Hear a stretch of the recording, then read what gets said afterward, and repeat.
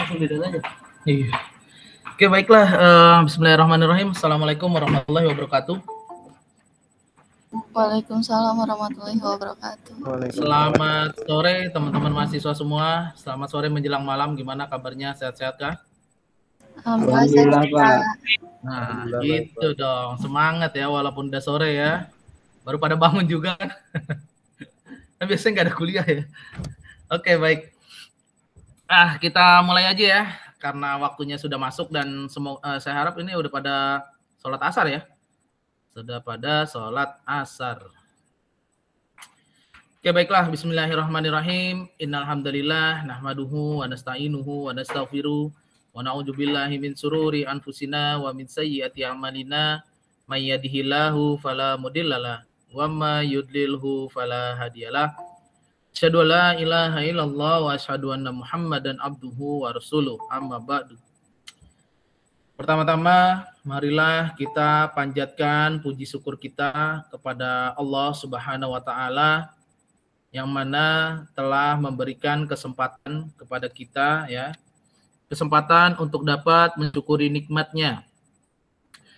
Nikmat-nikmatnya tidak hanya nikmat materi saja, tapi juga nikmat iman, nikmat Islam, nikmat sehat, nikmat hidayah, nikmat inayah, dan nikmat-nikmat lainnya yang kesemuanya nikmat-nikmat tersebut tidak dapat kita ukur maupun kita bandingkan dengan sesuatu yang ada di bumi ini. Selawat serta salam tercurah kepada Nabi Allah Muhammad Sallallahu Alaihi Wasallam beserta keluarga, para sahabat, serta para pengikutnya yang senantiasa istiqomah dalam menjalankan sunnahnya. Dan semoga saja kita semua yang hadir di sesi perkuliahan secara daring pada sore menjelang malam, termasuk ke dalam umatnya yang mendapatkan syafaat dari beliau di hari yaumil akhir nanti. Amin ya rabbal alamin. Teman-teman mahasiswa semua, apakah screen saya terlihat ya? Saya sih udah share screen tapi nggak tahu terlihat gak ya screen saya ya? Terlihat. Oh, terlihat ya. Oke. Soalnya saya di sini. Oke, baiklah ya, sudah terlihat ya. Oke,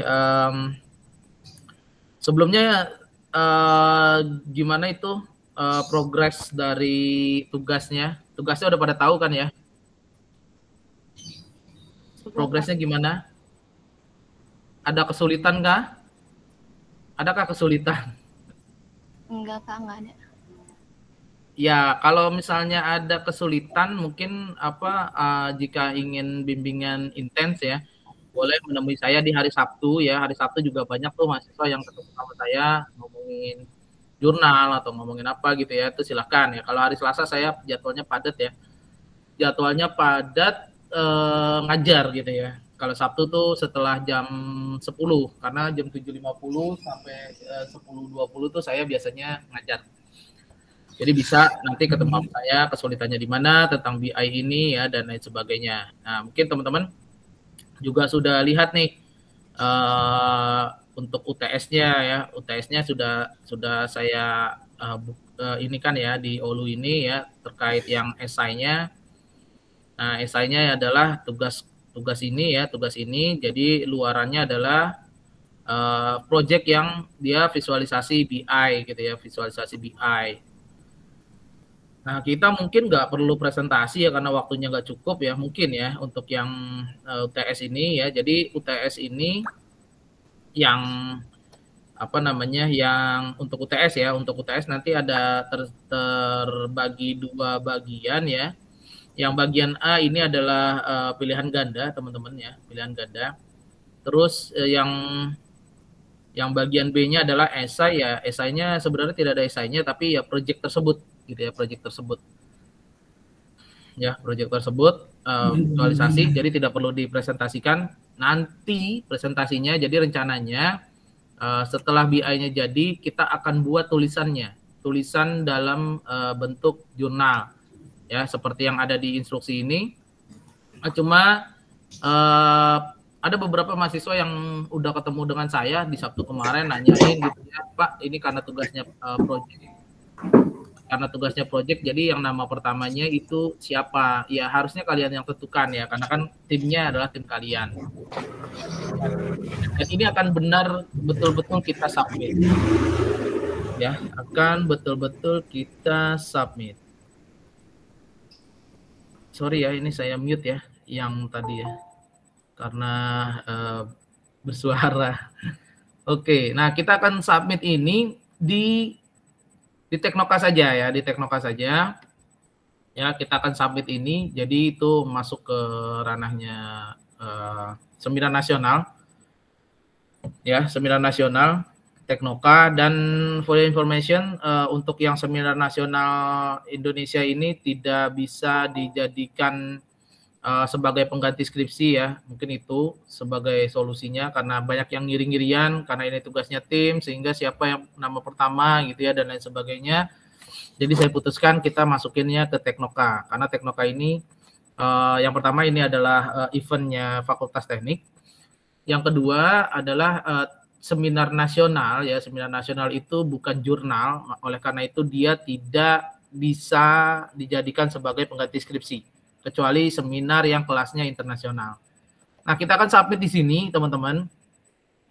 Jadi anggota tim salah satu saja ya perwakilan ya mensubmit buat akun di sini, buat akun ya. Teman-teman buat akun di alamat Teknoka ini akan saya share dulu berarti ya. Share ininya. Share di sini. Oke ya, nah ini alamatnya. Ya, teman-teman bisa buat akun perwakilan aja. Karena yang submit nanti satu orang aja. Jadi jangan khawatir ini karena ini bukan jurnal jadi tidak bisa karena ini sebenarnya saya mau melatih kalian. Ya. Metodenya sama, behaviornya sama gitu ya. Jadi ketika kita submit jurnal pun modelnya seperti itu gitu ya. Ketika kita akan submit jurnal, modelnya adalah seperti itu, mirip gitu ya. Nah, jadi setelah bikin login di akun ini, terus teman-teman download template ya, download template-nya. Jadi sudah ada template-nya di sini ya. Yang di-download untuk awal adalah abstraknya ya, abstraknya. Jadi sebenarnya full ya, sebenarnya kalau misalnya udah ada full papernya silakan ya. Kalau belum ada silakan abstraknya dulu ya.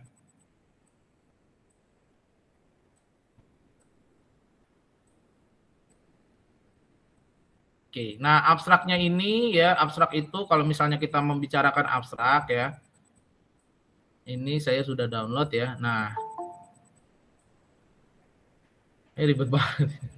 Ini ada yang baru-baru bergabung, bentar ya. Ini kalau Google Meet ini mesti di ACC.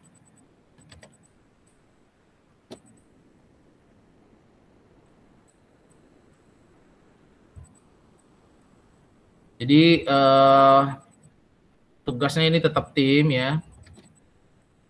Nah, jadi seperti ini abstraknya ya, tinggal jadi abstrak itu bukan semuanya ya, teman-teman, bukan satu bagian utuh ya. Jadi ini abstrak ini seperti sinopsis gitu ya, ringkasan daripada si jurnal ya.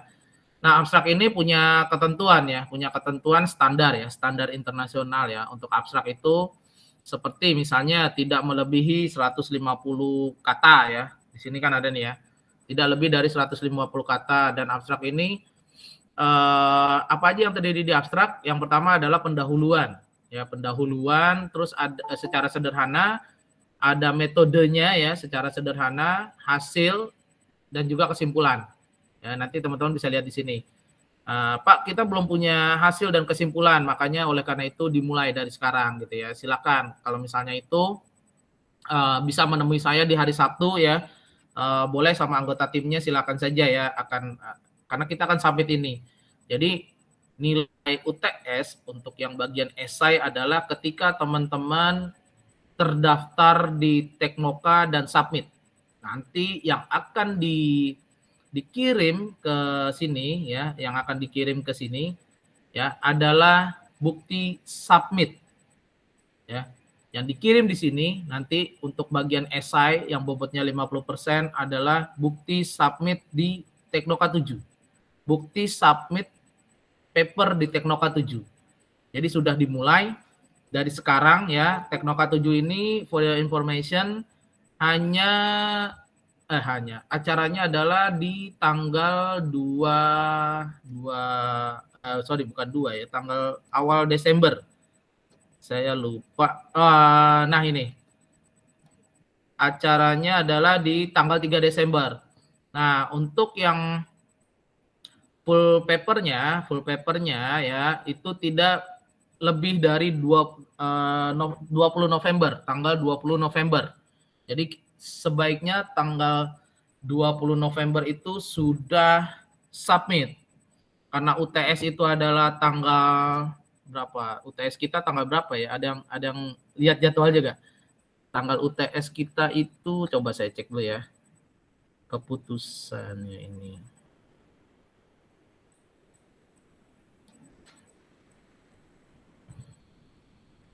Sistem pendukung keputusan.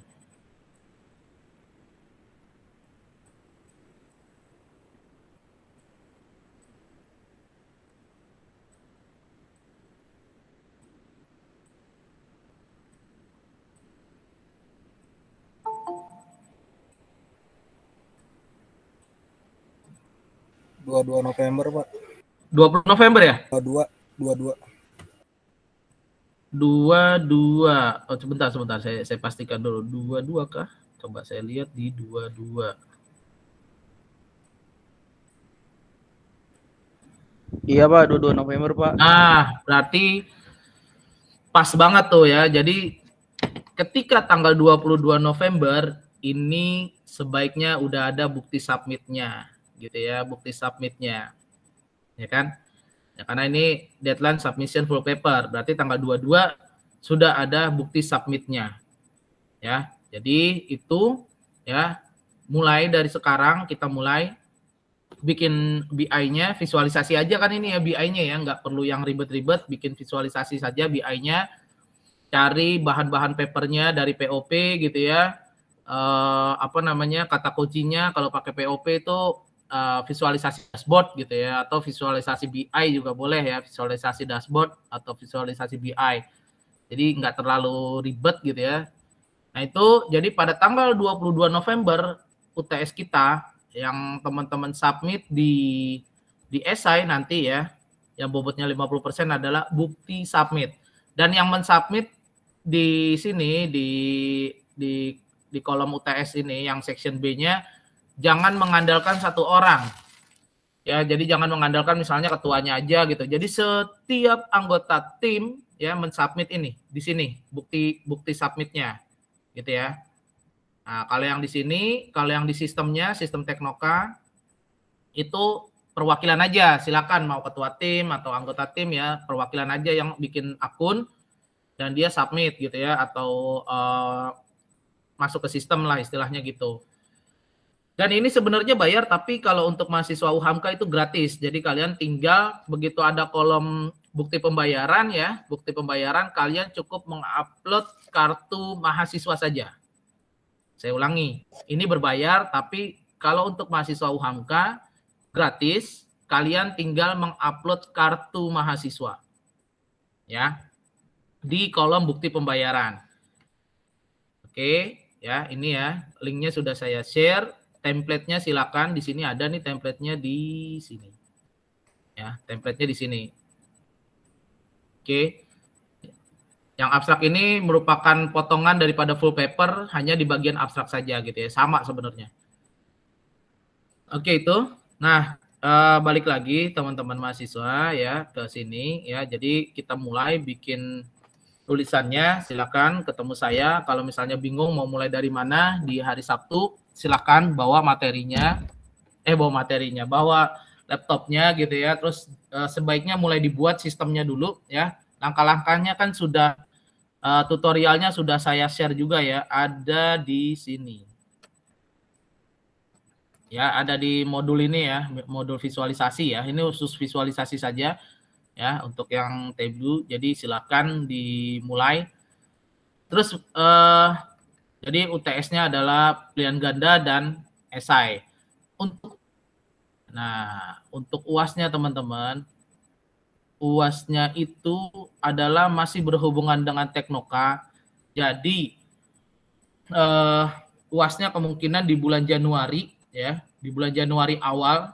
Jadi ini akan berhubungan. Kenapa berhubungan? Karena nantinya di Teknoka ini ketika dinyatakan diterima ya, ada yang masuk ya. Bentar. Oke, ketika dinyatakan diterima akan dipresentasikan ya. Silakan dipresentasikan ya.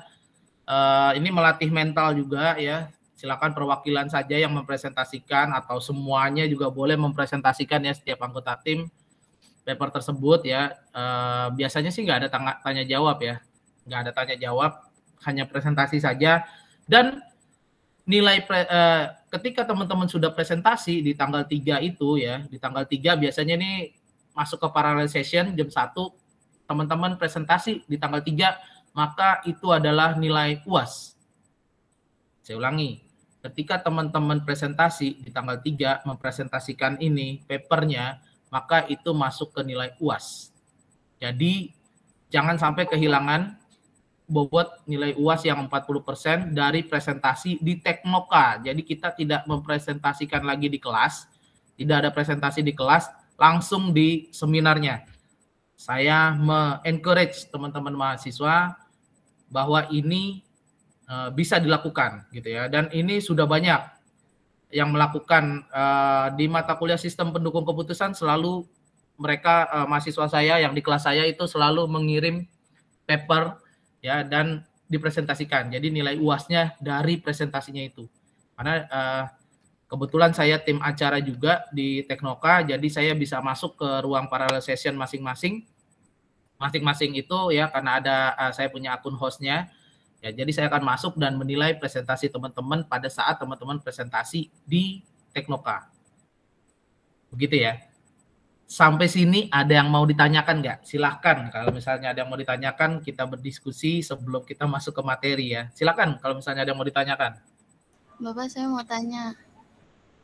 Boleh, silakan. Yang misalkan saya dapat data di Kaggle ya. Di Kaggle itu tulisannya baru diperbaharui 8 hari atau 9 hari yang lalu. Tapi pas saya buka datanya di Tableau itu cuma sampai 2019. Maksudnya dari tahun 1990 sampai 2019 Pak datanya. Oke, ini namanya Mutiara ya? Apa siapa iya. ya? Iya Pak. Iya, Mutiara udah chat saya ya. Saya perasaan udah jawab ya, tapi nggak apa-apa ya. Mutiara pengen dengar suara saya kali, jangan-jangan nih ya. Oke, baik Mutiara. Nggak apa-apa. Kalau seperti itu ya nggak ada masalah. Artinya sebenarnya gini, kenapa itu datanya 8 hari yang lalu? Berarti orang tersebut mengupload ke Kaggle ya. Kalau itu diambil dari Kaggle ya, data source tersebut diupload ke Kaggle adalah baru 8 hari yang lalu. Tapi datanya adalah data dengan rentang waktu 2000 berapa tadi ya? 2012 dari ya sampai 2090 Pak. Boleh dibawakan, silakan aja. Silakan saja ya 2019 kalau menurut saya masih boleh, tapi kalau bisa jangan yang 2018 ya, terlalu lama ya. Terlalu lama sekali. Dan itu yang penting bisa di apa ya istilahnya, diceritakan ya, karena nanti proceeding atau paper kita nih di Teknoka akan menceritakan itu ya, datanya kamu bisa ceritakan, nggak ada masalah gitu ya. Boleh saja, mungkin itu ya, atau gimana Mutiara, silakan. Jadi nggak masalah ya Pak kalau itu. Soalnya datanya Nggak masalah, jadi silakan. Pak. Itu kan rentang waktu ya. Jadi data tersebut adalah biasanya memang kalau data set itu ada rentang waktunya. Nah, nanti di paper kita ceritakan bahwa data tersebut yang kita bawakan ini adalah data dengan rentang waktu penyebab kematian malaria ya. Iya Pak. Malaria dengan rentang waktu 2012 sampai dengan 2019 gitu. Ya. Jadi jangan bingung Pak, judulnya apa ya? Makanya datang ke saya ya. Judulnya itu akan terbentuk sendiri ketika kita punya garis-garis besarnya, draft kasarnya lah istilahnya gitu ya. Ya, oke, baik. Jadi boleh bukan bimbingan ya, ketemu saya terkait ini ya, bagaimana penulisan gitu ya. Yang pasti Anda download dulu template-nya dan bikin dulu akun di sistemnya. Bikin akun di sistemnya ini, login ya, login. Karena login itu cuman sampai untuk abstrak ini, jadi perlu diperhatikan teman-teman, untuk abstrak ini tidak melebihi 15 November ya, untuk abstraknya ya. Untuk papernya, full papernya, jadi abstrak itu kan potongan dari paper ya, dari papernya, hanya abstraknya saja. Nah, itu bisa teman-teman upload paling lama tanggal 15. Untuk full papernya tuh tanggal 20 ya, masih keburu lah kita istilahnya gitu. Ya. Nah, itu ya. Mungkin ada lagi yang mau ditanyakan, silakan teman-teman. Silakan, jangan ragu buat bertanya, ntar kebingungan sendiri gitu. Saya udah jelaskan ya UTS-nya, UAS-nya bahkan saya sudah kasih kisi-kisinya tadi ya. UAS-nya adalah presentasi dan itu presentasinya adalah di Teknoka.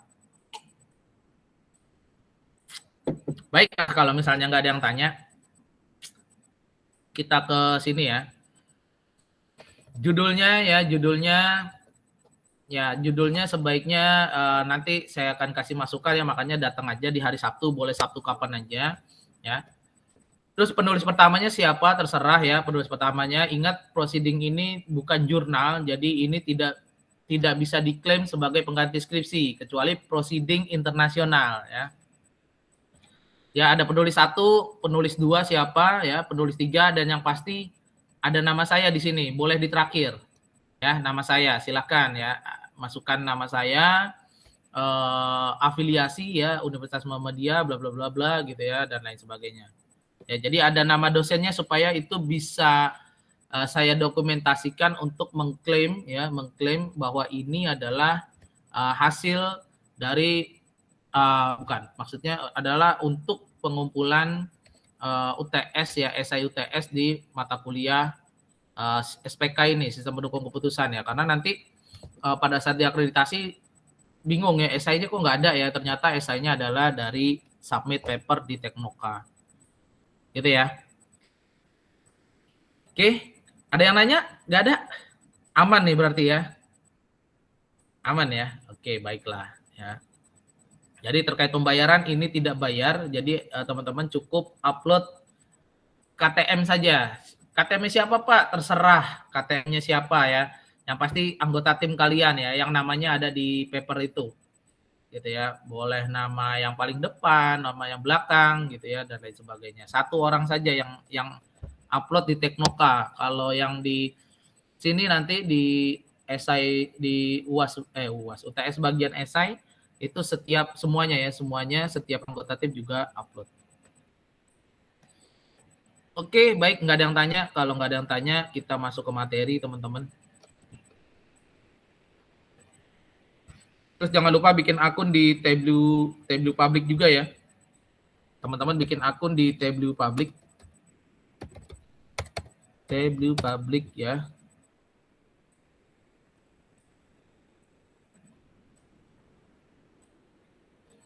Karena nanti ini adalah untuk share visualisasi ya, visualisasi yang sudah dibuat. Jadi nanti ada link di papernya dan itu merujuk ke Tableau Public ini.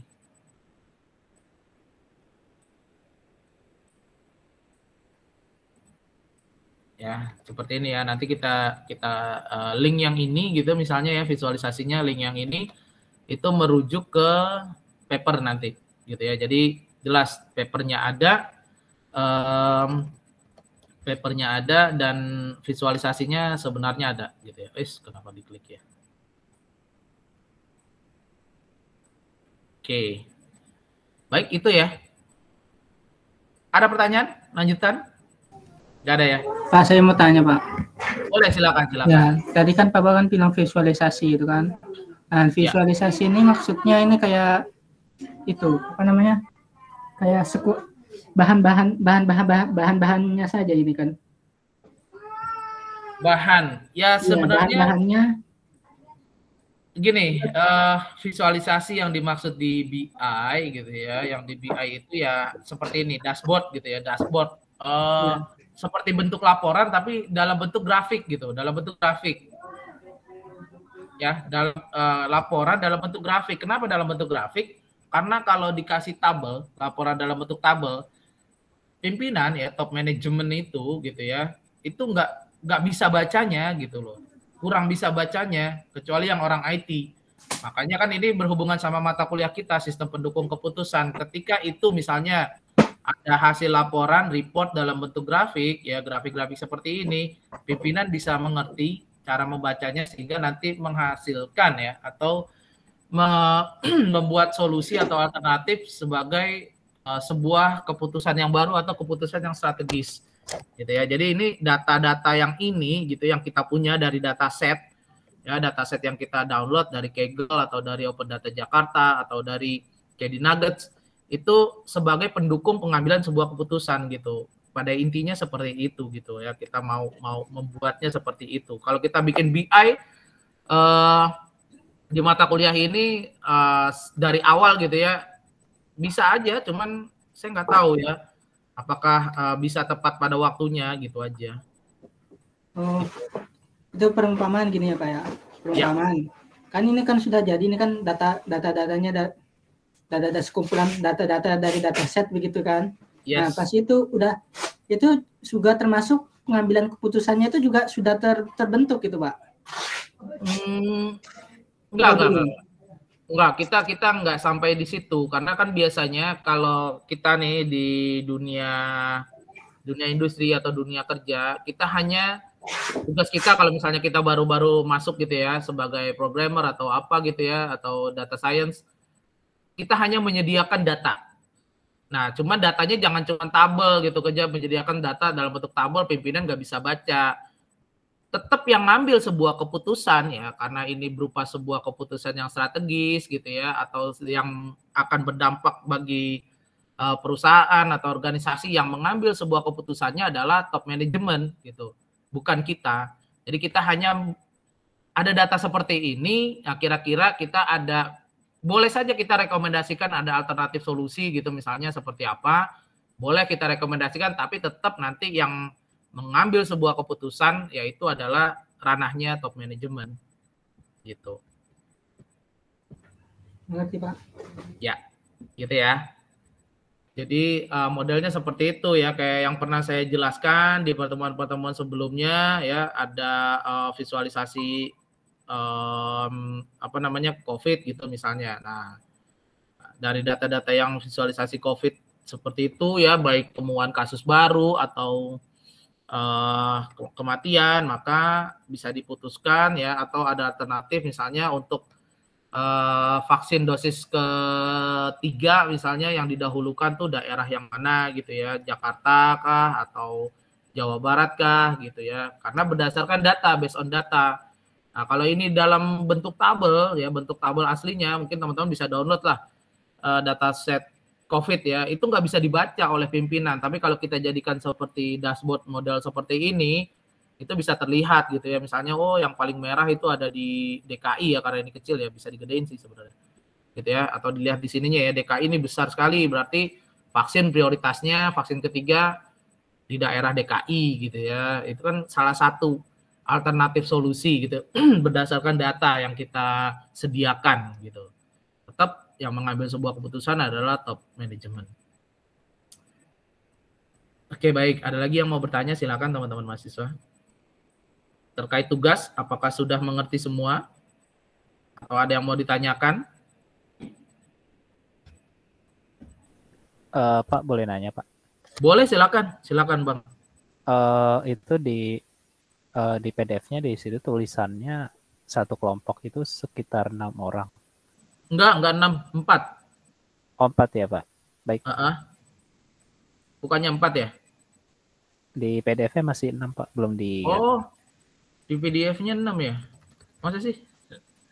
Liar saya nih. Di PDF-nya 6 ya, project.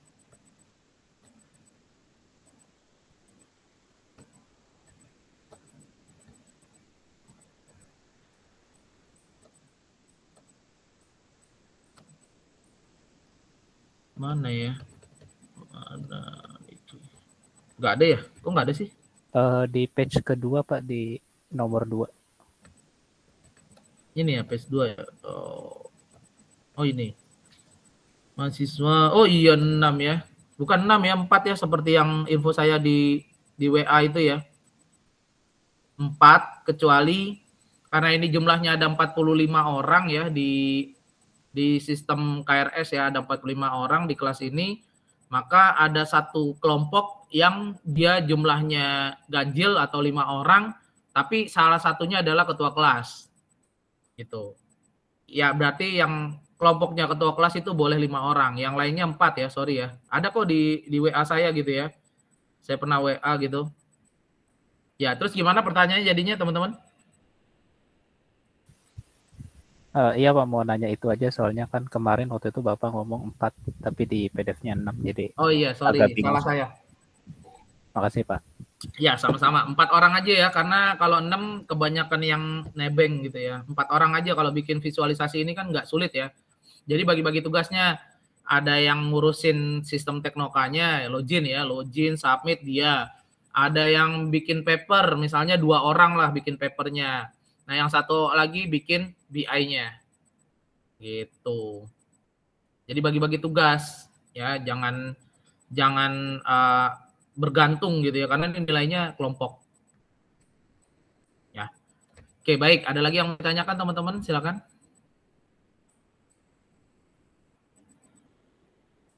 Jadi kita akan mengawali itu supaya teman-teman ini punya keberanian buat submit ya. Submit latihannya adalah di sini, di Teknoka. Gratis dan ini berdampak juga ke nilai gitu ya. Nah, nantinya ini metodenya sama. Tinggal di jurnal mana Anda mau submit gitu ya. Kalau misalnya nanti Anda jadikan sebuah jurnal gitu ya, tulisan Anda sendiri tentunya ya, karena hanya bisa diklaim buat pengganti skripsi adalah hanya nama yang paling pertama gitu ya. Nah, ini sama. Jadi saya membuat Anda berani buat submit ya dan lain sebagainya. Kalau kemarin mata kuliah data mining itu nggak ada yang submit sama sekali, padahal bahannya udah ada gitu ya, tinggal dibuat jurnalnya aja itu lumayan sekali gitu.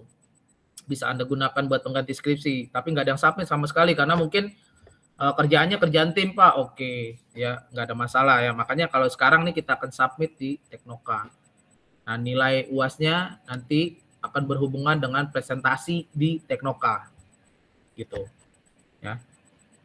Oke, baik. Ada yang mau tanya lagi silakan teman-teman. Masih ada yang mau ditanyakan terkait ini ya, TS ya. Jadi tetap UTS ada pilihan gandanya dan UAS-nya adalah bukti submit, mensubmit bukti submit di Teknoka.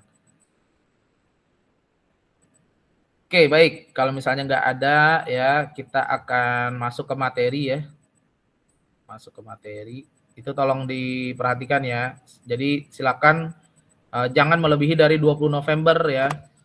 Karena nanti Anda nggak punya nilai UTS ya. Nggak punya nilai UTS untuk bagian esai dan kalau tentunya tidak disubmit di November sebelum tanggal 20, maka Anda nggak bisa presentasi nanti di Teknoka, di acara Teknoka, karena Anda kehilangan nilai UAS nanti. Jadi itu jadi aware ya, tolong diperhatikan. Saya sudah wanti-wanti dan ini ada rekamannya. Baik, kita masuk ke materi teman-teman mahasiswa ya. Ya, kita membahas tentang model manajemen subsystem. Nah, yang menjadi indikator kompetensi di pertemuan hari ini adalah bagaimana kita memahami, mengetahui ya tentang model base management, data management, interface management. Nah, untuk data management dan interface management ini sudah saya share juga ya suplemen materianya ya. Karena kalau kita bahas data management dan interface management ini tidak akan cukup waktunya. Jadi sudah saya upload juga di sini. Ya, jadi ada suplemen 1, suplemen 2, silakan dibaca tentang data management dan interface management. Nanti Bu. 10 kelompok Bu. Wajib mereka nih, kalau enggak UAS. Yes, gitulah Bu. Oke, baik. Itu teman-teman. Ya, jadi sudah saya share di OLU ya untuk yang interface management dan data management. Baik. Nah, ini adalah ayat untuk muhasabah buat kita semua, tidak hanya untuk mahasiswa, teman-teman mahasiswa, tapi juga buat diri saya pribadi ya. Jadi Allah berfirman di surat Ar-Rahman ayat 60 sampai dengan 61 ya. Artinya kalau teman-teman berbuat kebaikan ya, maka balasannya itu hanya kebaikan juga, gitu ya, kebaikan juga ya.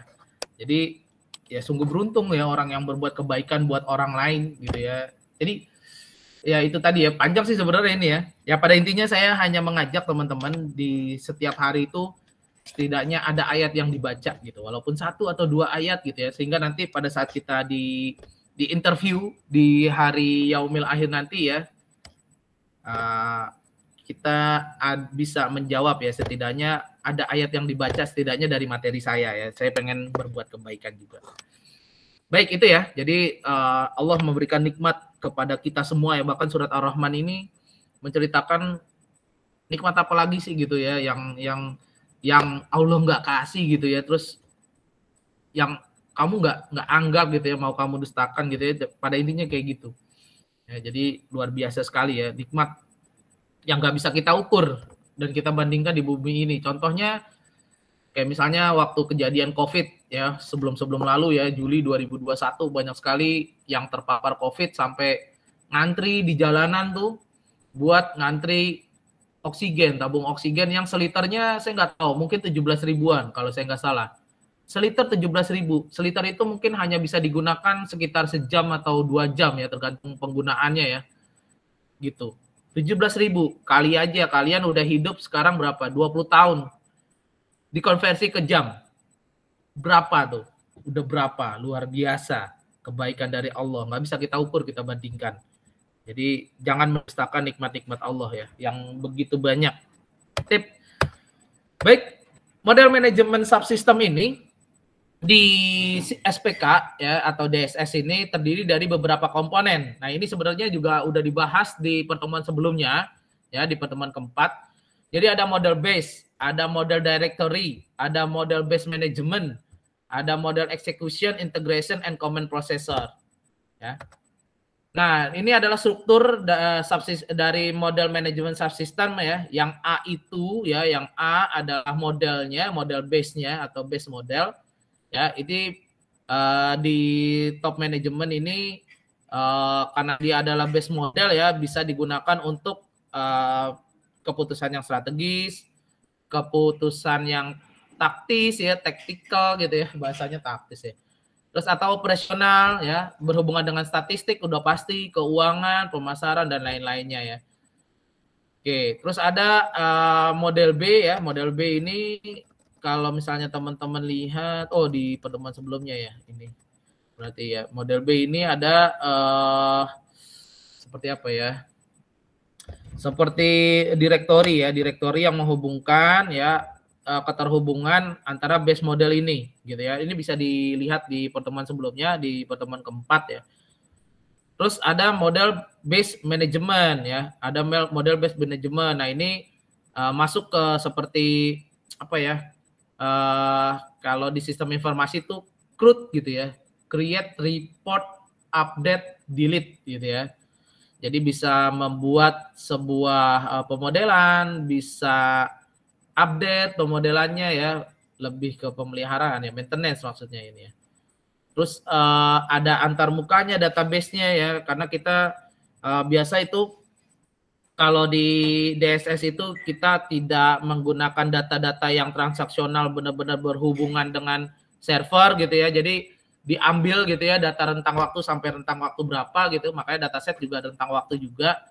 Nah, itu dibuat antarmuka untuk database-nya.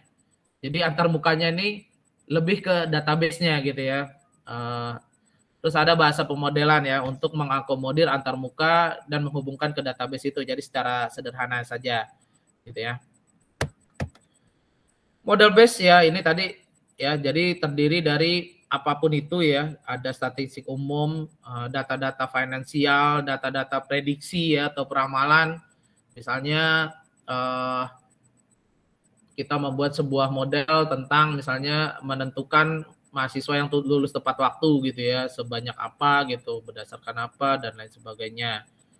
Terus ada model-model kuantitatif lain ya, yang pada intinya semuanya ini menyediakan kemampuan analisis ya, karena ini tujuannya tadi kalau di DSS itu tujuannya ya untuk analisis gitu ya, bukan untuk transaksional gitu, hanya melihat ya saja transaksinya enggak, tapi adalah untuk dianalisis supaya mengarah ke pengambilan sebuah keputusan atau mendukung sebuah pengambilan keputusan gitu pada intinya. Nah, model base ini juga punya kemampuan untuk memanggil atau apa istilahnya kalau di sistem itu memanggil ya, menginitiate gitu ya, menjalankan atau run, mengubah atau update ya, dan mengkombinasikan, combine, dan memeriksa ya, cek model ya. Terus juga model base ini ada menjadi 4 kategori besar ya, berdasarkan yang tadi ini ya, strategis, taktis, operasional gitu ya. Jadi ada strategic model, tactical model, operational model, analytical. Kalau yang strategic model ini biasanya dia DSS-nya adalah digunakan untuk mendukung pertanggungjawaban rencana strategis ya. Karena misalnya bukan tidak mungkin top manajemen itu membuat sebuah kebijakan baru ya, dan itu butuh didukung oleh data ya, jadi tidak sembarangan gitu bikin kebijakannya. Jadi apapun itu yang terjadi perubahan, baik yang di sebuah organisasi ya, perusahaan, kampus, institusi ya, pemerintahan mungkin ya, ada kebijakan baru itu sebenarnya bukan berdasarkan insting tapi berdasarkan data. Nah, ada modelnya pasti di belakang itu gitu ya. Nah, itu supaya mendukung gitu ya, mendukung kekuatan ya, bukan kekuatan ya, mendukung dari rencana strategis ya top manajemen tersebut gitu ya. Jadi sehingga top manajemen walaupun ada kebijakan, misalnya kebijakannya ternyata setelah dievaluasi 5 tahun tidak menguntungkan bagi perusahaan tersebut ya, maka itu perlu dievaluasi lagi. Jadi top manajemennya nggak bisa disalahin karena dia mengambil keputusannya itu berdasarkan data, bukan berdasarkan insting. Tactical model ya mirip ya, tapi ini biasanya tactical model ini levelnya di bawahnya strategic model, karena dia biasanya digunakan oleh manajer yang levelnya mid level manager gitu ya. Tujuannya dia untuk membagikan ya, atau share gitu ya, share atau mengendalikan ya, controlling dari sumber daya organisasi. Apapun itu sumber daya organisasinya, ada data, aset, sumber daya manusia ya, dan lain sebagainya. Terus ada operational model. Nah, operational model ini lebih ke yang seperti yang teman-teman pernah lihat atau sering buat ya, adalah untuk mendukung hari-hari kegiatan kerja organisasi ya, atau lebih kepada data-data transaksional ya, lebih kepada data-data transaksional.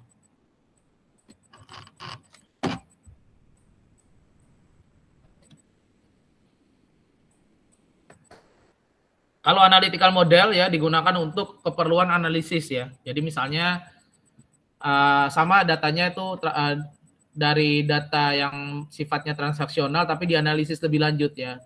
Tujuannya adalah untuk misalnya melakukan prediksi atau peramalan ya, atau bisa juga melakukan dalam rangka optimalisasi dan lain sebagainya.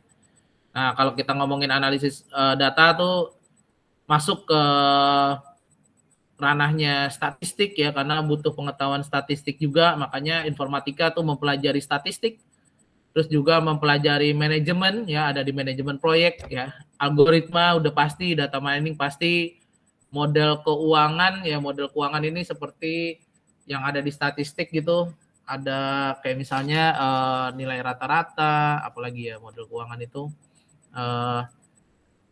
di statistik itu ada ROI ya, return of investment, ada NPV kepanjangannya apa ya, lupa saya. Ya.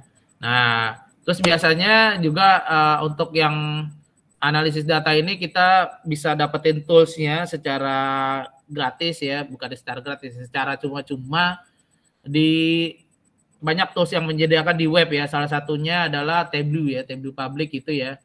Nah, jadi biasanya orang kalau yang orang umum gitu ya, dia tidak menyebut kegiatan analisis data ini seperti analytical model, enggak. Mereka menyebutnya web analytics gitu ya, web analytics. Tapi sebenarnya itu adalah yang sesuatu yang sama. Model yang berikutnya adalah model directory. Nah, model directory ini hampir mirip dengan database ya, karena hanya directory saja ya. Fungsi utamanya adalah tentang ketersediaan data tersebut ya untuk mendukung modelnya. Jadi pada intinya model directory ini adalah lebih kepada database. Yang berikutnya adalah model based management ya. Model based management ini adalah model-model yang berhubungan atau keterkaitan dengan hubungan yang dengan database-nya. Gelap ya Pak? Nyalain aja Pak.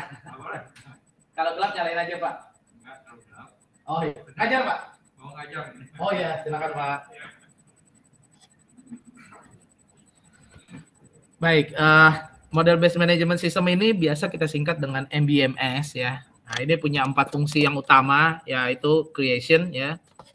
Dia pembuatan model baru. Nah, ini bisa menggunakan bahasa pemrograman atau DSS langsung ya, seperti Tableau ya, macam-macam atau pakai RapidMiner juga boleh gitu ya.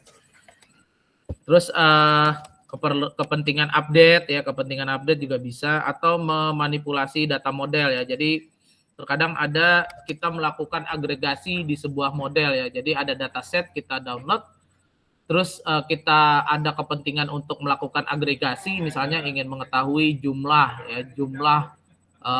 korban gitu ya dalam kurun waktu dari tadi kan datanya Mutmainah itu punya data kematian akibat malaria ya, kalau saya nggak salah itu antara 2012 sampai dengan 2019. Nah, itu mau dilakukan agregasi, misalnya jumlahnya berapa atau rata-ratanya di bulan tertentu itu berapa. Nah, itu bisa masuk ke dalam ranah manipulasi data model. Ini fungsi utama dari MBMS ya, membuat model dengan mudah ya dan cepat, memungkinkan pengguna untuk manipulasi model ya dan lain sebagainya ini. Terus yang model berikutnya adalah model yang terkait execution, integration, dan common processor. Nah, model ini biasanya fokus di dalam kontrol ya, mengendalikan dan menjalankan model yang sebenarnya. Sebenarnya modelnya adalah model sebenarnya, tapi yang seperti ini kenapa dikatakan model sebenarnya? Karena dia hubungannya sama execution, integration, dan common processor, dia lebih mirip seperti sistem informasi gitu ya, sistem yang digunakan untuk mengolah data-data transaksi. Jadi dikatakan dia model yang sebenarnya gitu ya. Kalau yang model-model lainnya lebih kepada analisis ya, data-data analisis atau manipulasi model. Kalau yang ini lebih ke mirip sistem informasinya atau aplikasinya ya. Jadi tanpa disadari mungkin ternyata teman-teman pernah membuat kategori model yang ini, yaitu model execution, integration, and common processor. Ya, nanti bisa dicari contohnya seperti apa gitu ya, di browser ya, terkait model yang seperti ini. Yang pasti teman-teman mungkin sudah pernah melihatnya atau merasa sudah pernah buat gitu. Nah, itu adalah DSS dengan tipe model yang execution, integration, and common processor. Baik, berikutnya adalah UI subsystem atau perancang UI-nya dari si subsystem model management subsystem ini. Nah, kalau UI ini definisinya adalah mencakup semua aspek penghubung antara pengguna dengan sistem ya. Jadi UI itu berada di tengah-tengah gitu. Jadi ada inputan ya, manusia yang menginput gitu ya, berhubungan dengan komputer melalui UI. Ya, jadi kalau di mata kuliah sistem operasi, UI-nya ya sistem operasinya. Gitu. Kita tidak bisa berhubungan langsung dengan tanpa sistem operasinya gitu ya, langsung gitu ya membuat perintah. Bisa aja sih pakai command prompt gitu ya, tapi kan agak kompleks gitu ya. Kompleks sekali gitu membuat sebuah direktori, menghapusnya tuh pakai bahasa command prompt gitu ya. Tapi kalau menggunakan UI itu sangat mudah sekali ya. Jadi UI ini menjembatani antara pengguna sistem dengan sistemnya. Nah, UI ini kalau di model manajemen subsystem itu tidak hanya antarmuka di sebuah software saja, tapi UI ini termasuk hardware ya, di model manajemen subsystem ini termasuk hardware, software, termasuk penggunanya ya, dan juga termasuk kegiatan interaksi manusia dan komputernya. Ya, itu UI, dikatakan UI di sebuah model manajemen subsystem. Nah, untuk mengelola UI ini ya, hardware, software, pengguna, aksesibilitas ya, IMK-nya, digunakan yang namanya UIMS atau User Interface Management System. Ya, jadi UIMS ini menjembatani antara pengguna berinteraksi dengan model manajemen ya dan pengelolaannya. Nah, ini contohnya ya dari UI di sebuah model manajemen subsystem ya. Jadi semuanya ya termasuk semuanya ya, input hardware, manusianya ya, pengguna juga ya, dan interaksinya, kegiatan interaksinya juga termasuk. Nah, di dalam smart system atau sistem cerdas, komponen UI itu termasuk ke dalam ranahnya NLP atau Natural Language Processor. Ada yang bilang NLP itu Natural Language. Assalamualaikum Pak. Mohon maaf Pak, share screen-nya nggak kelihatan. Nggak kelihatan dari tadi? Share screen-nya nggak ada Pak. Iya Pak. Oh alah. Baru beberapa menit Pak. Tadi kayak ke close. Oh gitu, sorry ya, sorry. Ke close ya. Oke, terima kasih sudah kasih feedback. Saya, kalau enggak saya liar ini. Ngomong sendiri ya. Oke, terima kasih ya sudah menginformasikan saya, yang maklum saya manusia biasa nih. Baik, balik lagi ya. Di dalam sistem smart system ya, komponen yang termasuk komponen UI ini termasuk juga adalah NLP atau Natural Language Processing. Ya. Terus juga UI ini bisa juga kita menggunakan objek standar ya dengan GUI-nya atau Graphical User Interface ya. Ya kalau GUI mungkin teman-teman sudah tahu ya, ada contohnya ada checkbox ya, radio button, pull down menus, ada buttons-nya ya, browser-nya ya, dan lain sebagainya ya kalau GUI itu. Oke. Nah juga pengembangan DSS ini juga bisa juga yang kalau ranahnya NLP ya ke speech recognizer. Jadi ketika orang berbicara itu dinarasikan ya, dibuat transkripnya menjadi sebuah teks. Nah ini sudah ada juga di Zoom ya, di Zoom. Kalau di Google Meet saya kurang tahu ya apakah bisa ya ketika saya berbicara ini jadi sebuah transkrip gitu ya secara otomatis, saya nggak tahu kalau di Google Meet. Tapi kalau di Zoom itu bisa, ada fiturnya. Di YouTube juga ada fiturnya gitu ya. Jadi ada transkrip gitu kalau di YouTube. Jadi pembicaraan ya secara audio itu masuk dijadikan sebuah transkrip. Text to speech atau sebaliknya juga bisa ya. Jadi dari teks ini udah banyak ya. Apalagi yang konten-konten sekarang ya, TikTok nih teman-teman pada nggak pede dengan suaranya sendiri gitu ya. Jadi pakainya text to speech gitu ya. Jadi yang bacain Google-nya gitu ya kata-katanya ya. Itu karena nggak pede ya. Jadi harusnya pede aja gitu, nggak apa-apa. Microsoft HoloLens ya. Nah, ini menarik ya, hologram ya. Ini namanya Microsoft ya, keluaran dari Microsoft ini HoloLens. Ini bisa di searching ya terkait Microsoft HoloLens. Augmented reality sudah banyak ya, mainan-mainan sekarang di produk-produk makanan ya, seperti coki-coki gitu ya. Tinggal dibaca barcode-nya muncul gitu ya, karakternya dalam bentuk AR atau augmented reality ya. Augmented reality ini sebenarnya virtual in reality sih kata bakunya ya, tapi istilahnya ini lebih ke AR sekarang itu ya. Terus ring cam juga ya, ring cam ini adalah sebuah ini juga dari Microsoft ya. Ring cam ini sebenarnya lama tapi kalah dengan Microsoft HoloLens dia. Itu mirip-mirip lah.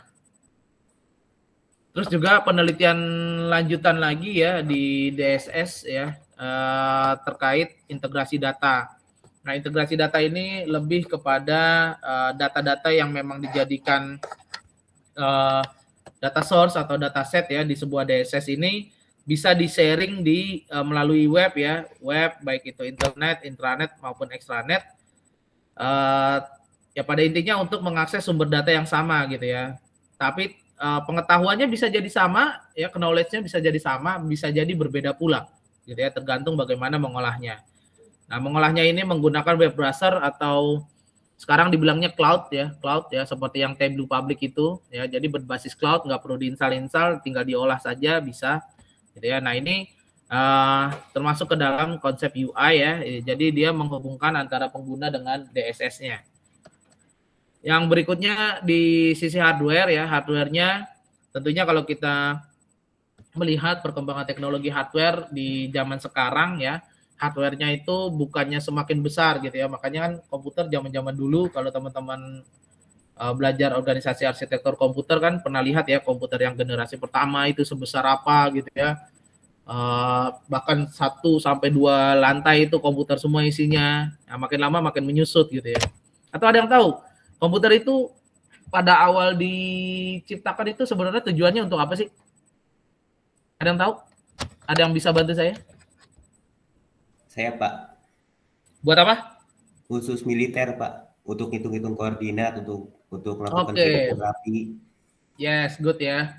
Jadi memang tujuannya sebenarnya untuk kepentingan militer gitu ya, untuk memecahkan sandi-sandi ya, sandi-sandi. Ya, karena kan waktu itu diciptakannya pada masa Perang Dunia Kedua ya. Nah, itu kan perang dingin ya, perang dingin. Nah, banyak istilahnya apa ya, operasi mata-mata gitu ya, intelijen ya, dan dia mengirim-ngirim sandi gitu ya. Nah, otak manusia tuh sudah nggak mampu lagi untuk memecahkan sandi yang begitu rumitnya, makanya dibutuhkan bantuan komputer gitu ya. Tadinya untuk memecahkan sandi-sandi ya seperti kalkulator gitu komputer ya, tapi ternyata akhirnya berkembang ya.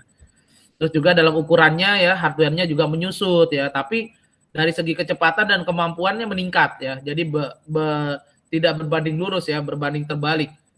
Nah, hardware-nya menyusut, mengecil ya dari segi ukuran, tapi dari segi kecepatan dan kemampuan, maksudnya data yang bisa disimpan itu meningkat. Oke.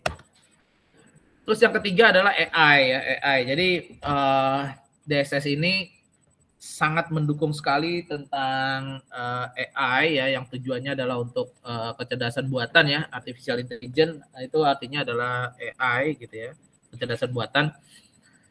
Nah, dengan kecerdasan buatan ini, sistem yang dibuat ya, atau DSS yang dibuat ini sifatnya universal. Artinya bisa digunakan oleh siapapun gitu ya. Ya contohnya ada dataset gitu ya di sebuah organisasi. Kita bisa download, kita bisa gunakan untuk kepentingan kita, baik untuk pembelajaran atau kita untuk mempelajari history yang pernah terjadi di mereka gitu ya, dan lain sebagainya. Itu kita jadi sifatnya universal. Nah, sistem akan terus dikembangkan oleh manusia untuk terus belajar ya. Nah, masalahnya manusianya terus belajar apa enggak gitu ya. Jadi jangan cuma sistemnya yang dikembangkan, manusianya jadi malas gitu ya. Gitu. Jadi ya kan udah ada sistem Pak gitu ya, ngapain kita? Ya kalau Anda kalah sama sistem gitu ya. Sebenarnya sistem itu nggak bisa ngapa-ngapain. Kita yang mengajari sistem gitu ya untuk memecahkan masalah, kita yang memberikan pengetahuan gitu ya. Kita yang memberikan pengetahuan, memberikan knowledge untuk sistem bisa memecahkan sebuah masalah gitu ya.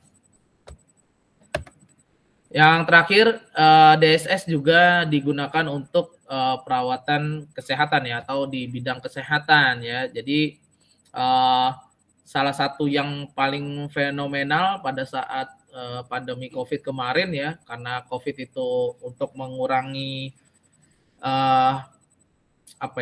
tingkat penyebaran gitu ya sesama manusia, maka dibuatlah robot gitu ya, dibuatlah robot yang dia bisa bawain obat ya di setiap yang lagi pada isoman gitu ya, di rumah sakit tertentu atau di gedung tertentu yang lagi isoman, nah itu dirawatnya menggunakan robot ya. Itu paling fenomenal yang kemarin ya. DSS juga seperti itu. Ya. Jadi ini berkembang terus gitu ya, berkembang terus ya. Apalagi di bidang kesehatan itu sebenarnya orang teknik informatika tuh sangat dibutuhkan. Baik. Berikutnya ada data manajemen dan interface manajemen. Ini bisa dibaca di yang itu ya, di suplemen ya. 2 suplemen yang saya share di OLU. Data manajemen dan interface manajemen ya. Ini ya. Ada nggak nih isinya? Data manajemen sama interface manajemen.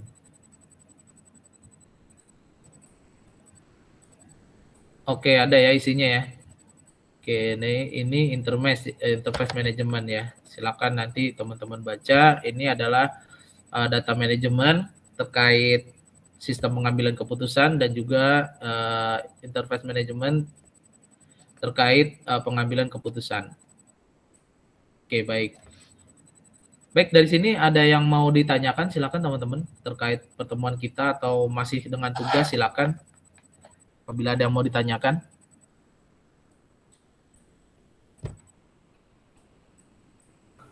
Pak, UTS-nya daring kan apa ya? Daring.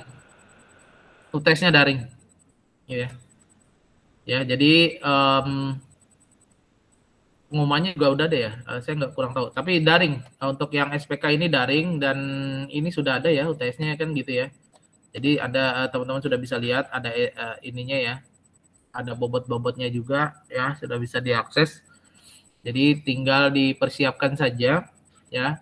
Apa kebutuhannya tadi sudah saya sampaikan di pembahasan awal sebelum masuk ke materi terkait persiapan UTS dan juga UAS-nya. Dan juga ini berhubungan dengan final project ya, final project atau tugas besar di mata kuliah ini. Oke, nanti tinggal ditanyakan kalau yang terlambat tadi ya, tinggal ditanyakan ke temannya yang sudah hadir atau nanti kan ini saya rekam ya, nanti bisa dilihat lagi ya. Di rekaman perkuliahan nanti akan saya upload di sini. Baik, ada lagi yang mau ditanya, silakan. Pak, di session 3 sama session 4 ada kuis, itu dikerjain, Pak?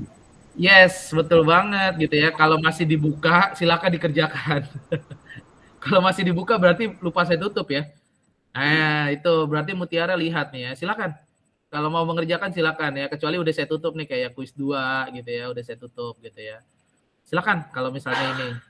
Kuis 5 juga ada kok gitu ya. Kuis 5 juga ada dan akan saya buka juga. Oke, ini bukan ya. Ini yang ini ya. Ya gitu ya, Mutiara ya. Silakan bagi teman-teman yang mau. Oke, baik. Ada lagi yang mau ditanyakan, silakan. Terkadang saya lupa gitu ya. Terkadang saya lupa untuk meng-close gitu ya. Oke, baik. Silakan, ada lagi yang mau ditanyakan? Nggak ada. Oke, baik. Kalau tidak ada, berarti saya anggap sudah memahami ya materinya tadi terkait data manajemen dan user interface management. Bisa dibaca melalui 2 suplemen yang saya upload di OLU juga. Silakan, itu digunakan untuk mengerjakan kuis yang ada di OLU pada hari ini. Dan saya menghimbau teman-teman mahasiswa untuk, oh ya, saya absen aja ya, saya absen. Oke. Saya absen. Oke, tolong kalau yang hadir gitu ya di OLU ini bilang hadir gitu ya, hadir Pak gitu ya. Oke, ini kita di sini ya. Kalau yang nggak hadir, tolong jangan dianggap hadir ya. Jangan diabsenin temennya. Oke, baik. Saya panggil Dimas Enggal. Tadi ada ya, Dimas Enggal ya. Yusril Arzak tadi ada ya? Yusril Arzak? Hadir, Pak. Oke. Muhammad Saiful Arif. Sakit, ada ya? Pak. Sakit, Pak. Sakit. Ada ketua kelasnya gak ini? Kalau nggak ada kan seperti yang pernah saya sampaikan gitu ya. Kalau nggak ada saya nggak akan iniin. Tapi kalau misalnya ada, maka oke. Kalau ada ketua kelasnya ya. Kalau nggak ada, ya jangan sampai nggak masuk gitu. Jarang-jarang juga ya. Nggak ada nih ya? Belum ada ketua kelas kan? Oke, berarti dia nggak hadir. Kurniati Nur? Nggak ada ya? Nggak ada ya? Hadir, Pak. Oh, hadir. Ngomong dong. Rafli Erlangga. Hadir, Pak. Hadir ya. Isnan Wisnu Prastio. Hadir, Pak. Rizky Alamsah. Hadir, Pak. Fauzi. Fauzi Kurniawan tidak ada.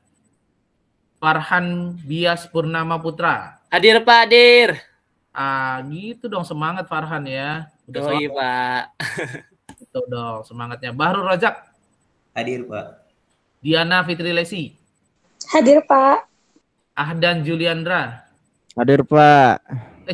Waduh, mana tadi tuh? Saya lagi. Oke, Intania Widyaningrum. Hadir Pak. Abdul Malik Rashid Purbaya. Mana Abdul Malik? Hadir gak tuh? Hadir ya. Doni Gunawan Rambe. Hadir, Pak. Ridwan Maulana. Hadir, Pak. Ada, Pak. Oke, Rafli Al-Fatah Zain.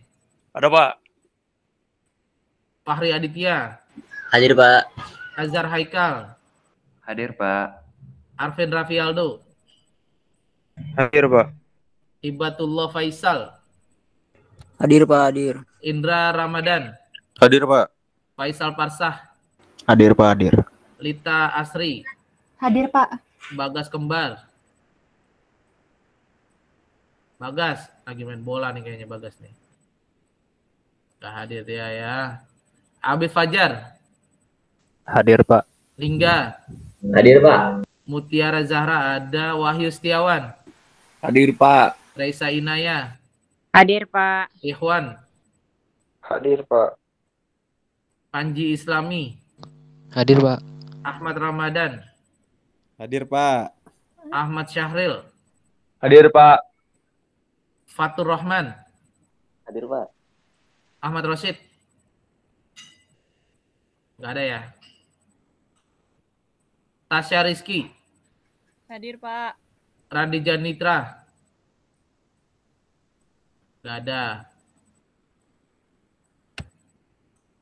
Fadli Hardianto Putra. Hadir, Pak. Ananda Prasta. Hadir Pak.